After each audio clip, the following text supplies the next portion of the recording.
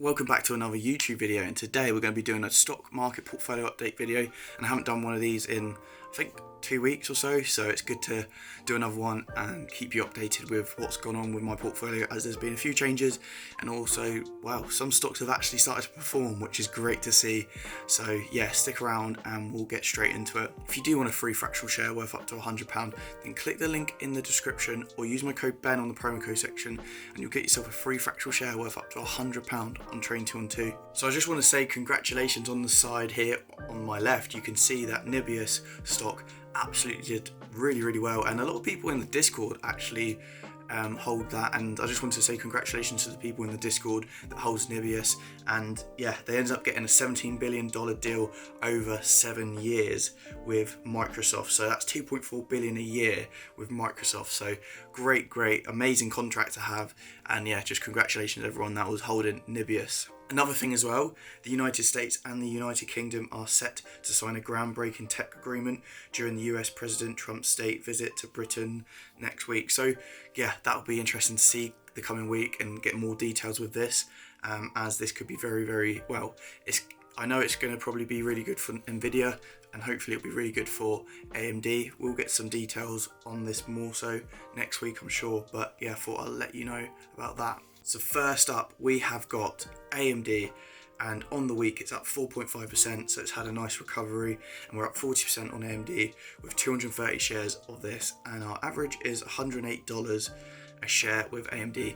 And I said in previous videos and in the Discord that I do want to be buying up more AMD, and also in the live streams I've been saying this. Like, I've started doing some live streams recently, so stay tuned for them, as I'll probably do a lot more live streams, as I've really enjoyed them. But yeah, AMD is something that I want to buy more of. So when it was going down, it was nice. I actually did pick up like one share of this, but I wanted to get more of this. Obviously, it's just I was hoping it to go down more, which it still could easily in the short term. Obviously, no one knows in the short term. A lot of people ask me, where's this going to go in the short term? I have no idea. But in the long term, I've got more of a gauge of where it could be going because of where the financials are heading, where the guidance is heading, and obviously with this whole AI situation, they've also given us predictions of where the industry is going, and yeah, you can just get a gauge of the finances from that. But anyway, let's go on to the next one, which is Fubo. And a lot of people will be thinking there's a bit of a change here, and my average is not 140%, it is 97% return, because I ended up buying 300 shares of Fubo, and people are probably thinking, why? It's just run up loads.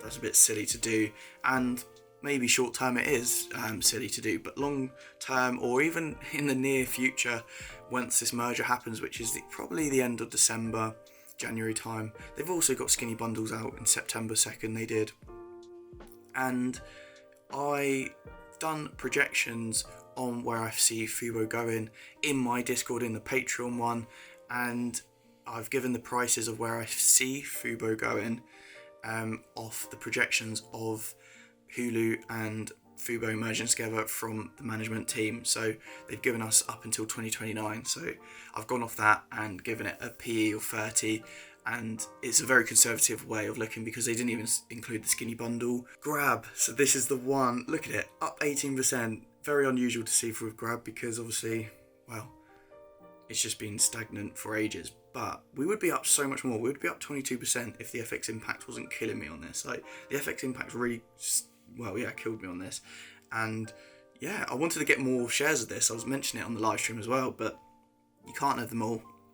I had a nice position in it anyway, so it wasn't like I need to rush into getting more. I just wanted to build up more positions, like I did with Oscar, like I did with Fubo. So yeah, it wasn't like a bad situation, because I've still got a nice amount in Grab. And this is an interesting thing from Amit that I just want to put on screen. So 100 million plus shares traded today on Grab.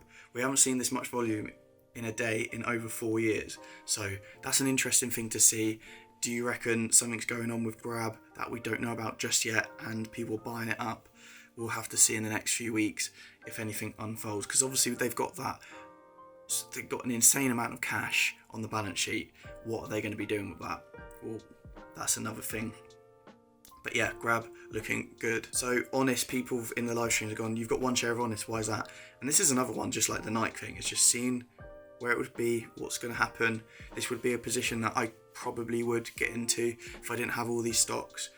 I do like the look of Honest, and I would be up 2% if I was to have actually made a position. You can't really count this in my portfolio because it's 0.01% of my portfolio.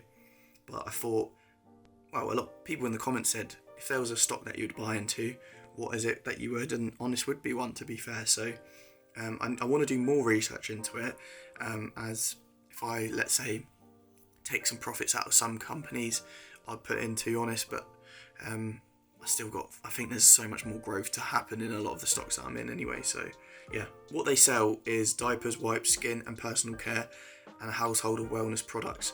And the good thing is with Honest is it's a sustainable product. They don't put any harsh chemicals in.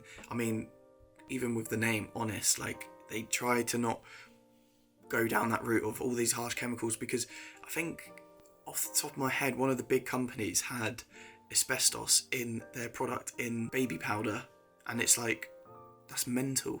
That's mental, that had asbestos in it.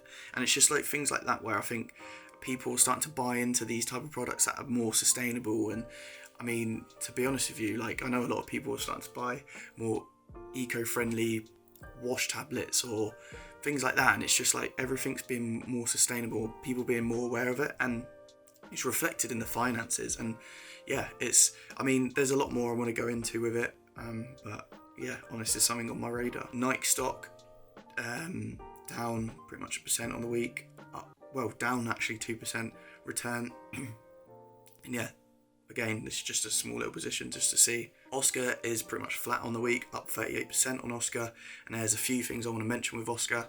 So here on the screen, as you can see, Oscar ACA extension must knows.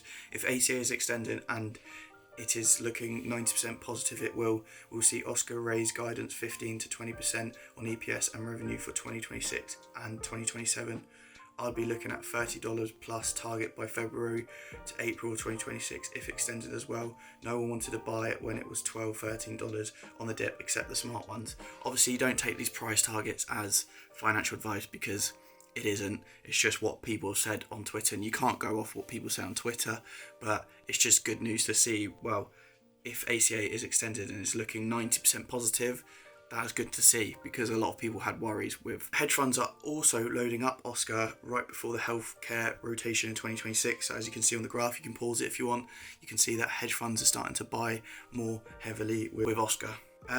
Here's a little graph that I saw that I found interesting on Twitter. So from Morgan Stanley Research, sales growth is the key driver of long-term stock performance, which is interesting to see. And obviously, Oscar's been very, very good when it comes to growing, when their revenues have been growing, well, in insane amounts, which we're going to go into right now in a minute. But yeah, this is just, you can pause it if you want to see on screen, and yeah, it just shows you that, well, sales is what really, over the long term, is what people have been keeping track of with the stock price, instead of free cash flow, multiple and margin from this graph anyway. And if you go off Oscar, their sales growth is the key driver of long-term stock performance, not free cash flow, nor multiples or margins. And obviously, yeah, like I said, sourced from Morgan Stanley. Oscar sales grew more than 10x since 2020, yet Oscar price is down 37% since IPO. So yeah, it's just something I wanted to put on your radar to just have a look into. And yeah, this is not financial advice, just do your own research into the stock. And it's just something I personally think there's a lot of room to grow with it. Obviously, I could get this wrong and could end up, well, losing a lot of money, but that's the risk I want to take. There's a lot of things that I've put together and the pieces together that's making me lean towards this is a great risk to reward ratio for me. Next up, we have got Palantir, and this is another thing with Palantir. I thought I'd put this on your radar, and this got announced I think a year ago, but it's actually now happened. So Palantir is teaming up with the UK defence tech firm Hayden to bring AI-powered battlefield simulations and command tools to the UK Armed Forces. Hayden's 20 mil MOD deal will integrate with Palantir's Foundry, enabling classified wargaming and decision support systems within months. So good little news there. And yeah, we've got 500 shares and we're up 758%. It had a great week. We're up 11% on the week. And yeah, great performance. Snapchat, we're down pretty much break even on the week, and then we're down 3.4%. Snapchat is one that I want to have 1% of my portfolio in. This isn't 1% of my portfolio yet. It's more like 0.6%. So yeah, I want to get it to 1% of my portfolio. It's just it's more of a riskier one, but not everything, that's a lie, because there's a lot of things that I'm not exactly happy with what Snapchat's going with when it comes to the finances, but there is growth. That is the great thing. It's just a case of, can they sort out that bottom line and fix up things like stock-based compensation, because they give out a lot of that. And there's just a few little things, and I'm gonna give it a year or so, see if things can change, if things can go in the right direction. I mean, a lot of analysts are thinking 2027 Snapchat will go profitable, so yeah, we'll have to see with that. SoFi Technologies up 3.4%, 107% in total. I'm up. I got 2,020 shares, which is crazy, absolutely mental. And if you can have a look here on screen, I'm just going to show you a few things I found with SoFi. SoFi are going to have ETFs, and yeah, here's the breakdown of all the different ETFs that they're going to be having on the app. SoFi had a price target raise from $29, from $25 to $29. You can do a breakdown and read that if you want to. So yeah, SoFi looking great. I'm really excited with SoFi, I really am. I think obviously interest rate cuts are coming, and obviously that'll be really good for SoFi. Tesla up 12.6%. This is a bit of a dark horse right now. This has been climbing a lot recently, and we're up 72% on this. And yeah, it's great to see Tesla actually having a run, and it'll be interesting to see if it starts having its runs that Tesla does have, and because it's been stagnant for the last 3 years. So if it goes on a run, it'll be exciting times. I'm up 7.9% on the week, and we're up £11,867, which is crazy, amazing to see. And in the investments, we got £161,601 in the investments and £105 in cash. If you did enjoy the video, hit the subscribe button, hit the video a like, and I'll see you in the next video.